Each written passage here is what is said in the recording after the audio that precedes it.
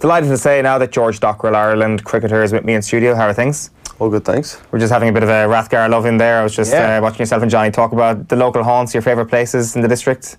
The Gar, as it's otherwise known. What was it like growing up in Rathgar? Yeah, it's a nice spot. Lovely place. It was close to all where I used to go to school, and all my sports clubs and everything was really close around there. So yeah, pretty nice place to. Were you high school? I was Gonzaga actually. Okay, yeah. So not far away. Rathgar would kind of have a reputation for being like, you know, one of those kind of, you know, very nice south side areas. But my experience of it, the people are very, very friendly, and actually kind of, they're not like up their own asses at all. I really find it a nice place. I'd live there in a heartbeat, George. Oh, in a heartbeat. Can't afford it though at the moment.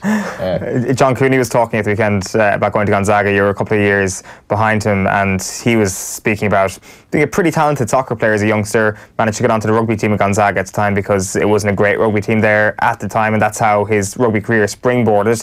And ultimately there was this very sporty guy playing loads of different things who ended up settling on a professional sport. I'm not sure is there anything you can kind of relate to on that sense.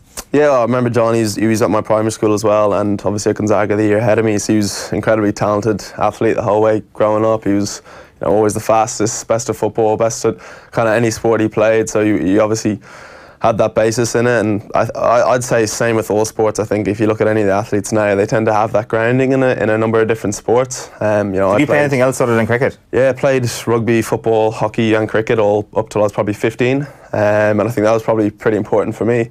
I know speaking to a lot of coaches about cricket, they kind of say the best athletes or the best movers are guys who read the game, have played another sport. A lot of the times, obviously, something like a field sport like football or rugby or hockey or whatever it is, I think it does give you a great kind of spatial awareness and learning in that sense. So I'd always say it's so important to keep playing as many sports as you can growing up, and definitely adds to it when you're older. Is that a sense across all the Ireland team that they've played different sports growing up?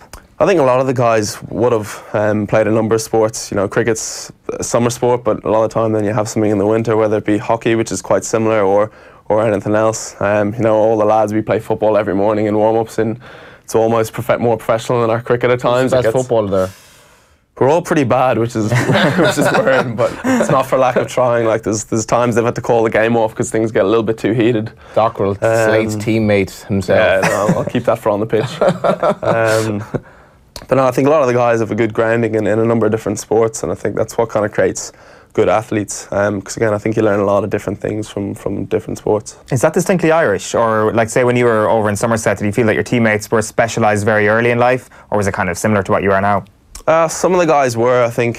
The biggest learning I had, I remember I was over in Australia training with Queensland a few years ago and talking to their S&C, and he said the guys he wanted and the guys he had in the system who he felt were, you know, top class athletes, and again the way they moved and was all the guys who had played sport to a high level that wasn't cricket. And he kind of talked about how he didn't like when young cricketers at, you know, 13, 14, 15 in Australia started just committing to that, and I think it is pretty important, I think, to keep reminding kids and people that a lot of the time sometimes you also bloom late. You don't know what you're going to be good at.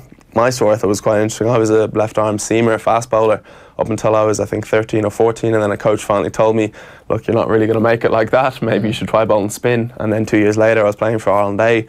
So again, it was something that if I'd stuck about being a, you know, seam bowling batter, I don't think I would have ever played for Ireland. How was your spin at that stage before you were sort of transformed into being that? It was pretty average, but yeah. I think I was in a car park in Wales at an underage tournament, and a coach saw me messing around playing a bit of tennis ball cricket, and he just said, "This could be like the movie. It's like, oh, this is the scene where it's like, oh no, the moment." And it is amazing. He just said to me the next day, he said, "Look, no disrespect, but I think maybe there's an option for you to bowl spin this week and see how it goes." And I'm left-handed, so left-arm spin is quite a you know, dangerous thing, and it's quite unique. There's not as many left-arm spinners out there, and I did it that week. Things went well, and as I said, within 2-3 years I was playing for Ireland A, and then I think 4 years later I was playing for the national team. So again, it was an amazing moment, and again, if you hadn't have done that, I'm not sure I would have ever been playing. Exactly, wouldn't be here. Drinking in Rathgar.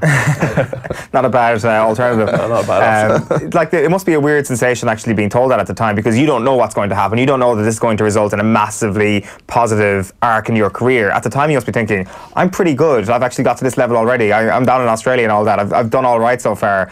Should I really trust what this guy is saying to me? Yeah, it was interesting, and I'd bowled for, I think, Ireland under 13s the year before, and I'd got a couple of wickets. So again, would have thought I was relatively successful at that stage, but yeah, it was Bruno O'Rourke who was the coach, and he was fantastic. I suppose the way he delivered to me and convinced me, and I did it that week, and it went so well that I kind of felt like, look, this is something worth pursuing and worth working at, and I'm very, very glad I did, and thankfully as well, at no point anyone really questioned that either.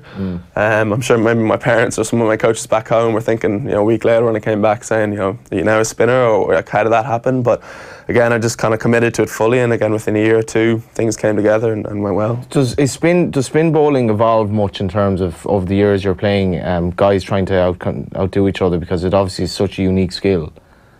Yeah, a lot. I think even spinning itself is changing a lot now within world cricket. You know, you always have rules are sort of. No, I just mean in how guys get an edge and how the game develops. You know, nowadays with T20 cricket, I think it's getting harder and harder to be an off spinner. You know, a finger spinner. You know, unless you're a wrist spinner, a leg spinner like the likes of Shane Warne and all those guys who obviously get a lot more turn on the ball. It's getting tougher and tougher now to not get hit out of the park with how good guys are getting at T20 cricket, and you know, with the bats and the good pitches these days and how far they can hit the ball. So it's definitely interesting. The skills are changing a little bit, and you just have to try and adapt the whole time and keep moving with it. It's interesting that you talk about that adaptation, because there's also kind of a more modern-based adaptation that you've made, which is like getting a bat in hand a little bit more often than you have done initially. Does that give you a greater understanding of the other side of the ball as well? Yeah, definitely. I think you got to learn from all aspects. Got to try and get better the whole time. Again, when I came into the team, I think I could have held a spot in the national team with my bowling alone. And as the years and years go on, you know, the younger cricketers who come out now, they can all bat, they can bowl, they can field. So that you can't really have an area that you're not strong at. And that's something that I kind of felt that I needed to really, really work on and get my batting to a place where I can contribute with the bat, and I can try and win games with the bat as well. You know, it's not a finished product. It's something that I'm going to have to keep working on the whole time. But yeah, my thoughts in the last number of years has just been that I need to be a brilliant fielder, a brilliant batter, and a brilliant bowler to try and contribute in one game. And you know, being good at one or two skills probably isn't good enough these days. Yeah, for sure. And I guess the conflict you constantly have is that there's only just a limited amount of training time. Like, when you go into what is probably one of the biggest summers in the history of Irish cricket this year, playing against some of the best teams in the world, are you trying to make yourself the perfect form of what you're already good at, or are you trying to just get good at everything? Because I know there's only so far you can get in all these different areas of cricket. Yeah, I think, you know, there is always limited time, but I think you just got to try and get a little bit better every day at all three skills. It is tough, I think, when you have a full day's training, but again, I think there's enough time there to just chip away a little bit, get a little bit better every single day, and I think that always adds up year on year. Is it more one-on-one training you're doing on the batting element of things? Yeah, no, I've been working quite well with Graham Ford and Ed Joyce and a number of the different coaches within the Irish setup, but a lot of it's also just been mental, I think. Just kind of thinking about what my game was and where it was and where I wanted it to go, and just giving it some real thought. And I think a lot of it, that mental side, is what's actually given me more help than actually getting the nets and putting into place the stuff I've decided to work on. But yeah, I think it was just more, you know, sitting down and really thinking about what I wanted to do with my game. What are you thinking about? Well, I suppose in specific terms, you know, I kind of looked at my strengths and my weaknesses, and I think I'd been a bit, you know, stuck on consistently working on my strengths, and I looked at basically where I was weak there, as I wasn't hitting the ball, and I decided to work on those shots. So for me, it was improving my leg side game and making sure that I could get the ball to the leg side as well as the offside. And for me, that's just been quite a simple change, but it's just seemed to have worked. How have you rated 2019 so far? Obviously, it's a huge year coming up on a cricket sense. Like, I think you've got your 200th cap for Ireland now, the second youngest player to do it. It came in the loss to Afghanistan. So I presume that was a fairly bittersweet moment. It was, yeah. I was so excited for that day, and it was an amazing moment to have got that cap, and absolutely delighted to have got to that point. Never really thought that would happen, especially not when I was bowling seam at 13.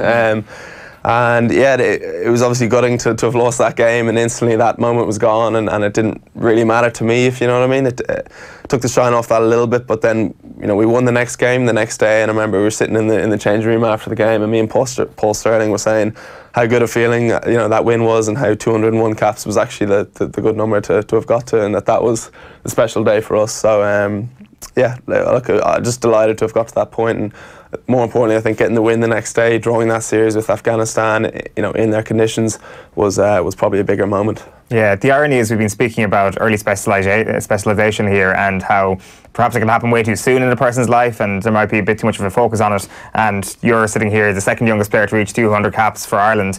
Like, it was a fairly meteoric rise at a young age, or things happened very young for you, capped as a teenager, going over to England quite soon. Like, in hindsight, is that something that you're so happy for, that it would all happen so quickly for you? Yeah, I think, I spoke about this recently. I think it made things a lot easier for me coming into the team at 17. I think there was no pressure on me whatsoever. I couldn't really do anything wrong. And my first year, again, that was my attitude towards it. And after my first year, I think I had about 30 or 40 caps and 40 or 50 wickets for Ireland. And suddenly I felt settled at 18 in a team, which is so lucky. I know a lot of guys might come in and get their opportunity, when they're 20 or mid-20s. And there's probably a little bit more pressure on them then because they're more aware of the situation. Whereas I was almost, as I said, in a place where I knew I had nothing to lose.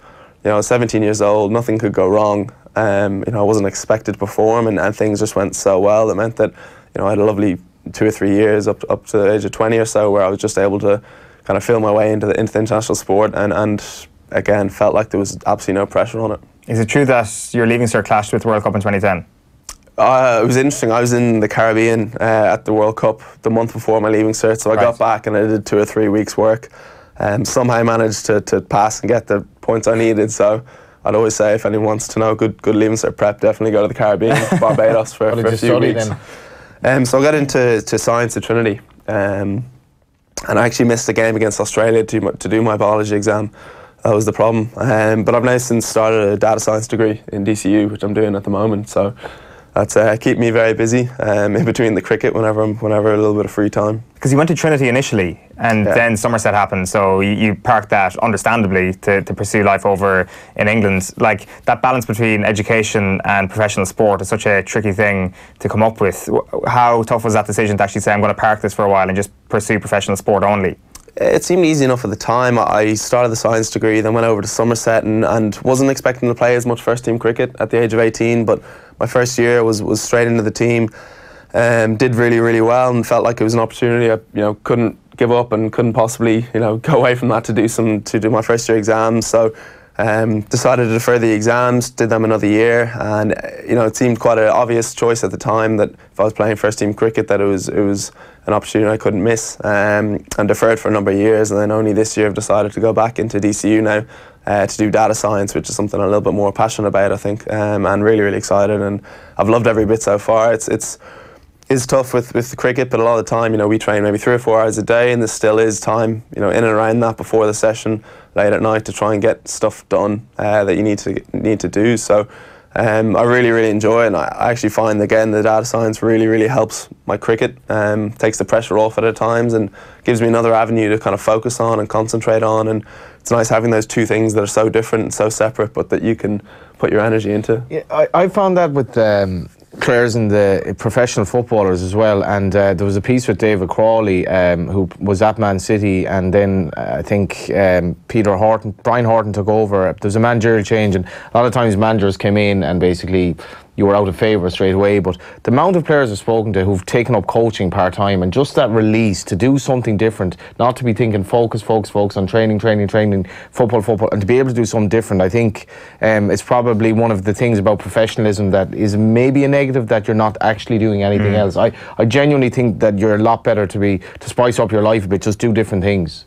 Definitely, I think there's some very interesting people when you talk to back in the day when even sport, wasn't at that professional level, and you talk about guys playing, international rugby matches or football matches and then heading back on a Monday to work, and obviously there was some negatives that they probably couldn't train to the full ability and give it the full, full level of concentration that they would have liked. But at the same time, I do think it does give you a little bit of leeway with the two, and for me, I quite like that. There's probably not many people who've gone and played a test match and gone home and done some calculus like I had to do out in India. But at times when it's been a bad day, or a lot of the time with pressure of professional sport, every single time you play, you're being judged, you're being rated on how it goes. So sometimes it is nice to just have something where you go away and you put your focus into something else and just kind of get a little bit of escape. See yourself at 40 then? Would you be in cricket or?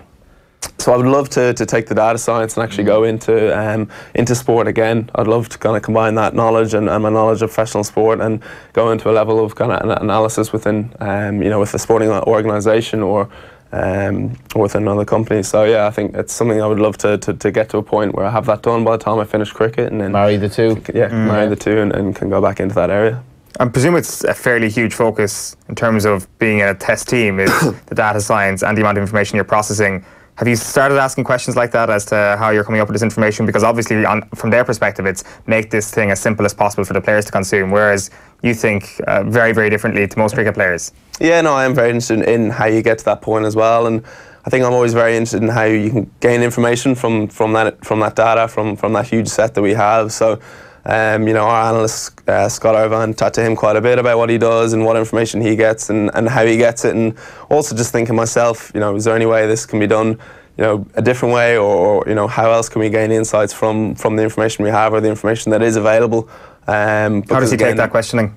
I think he takes it pretty well. Obviously, I think he's probably quite interested in that area too, so that's why I quite like picking his brains, and hopefully vice versa. He probably doesn't enjoy the chat as much as I do.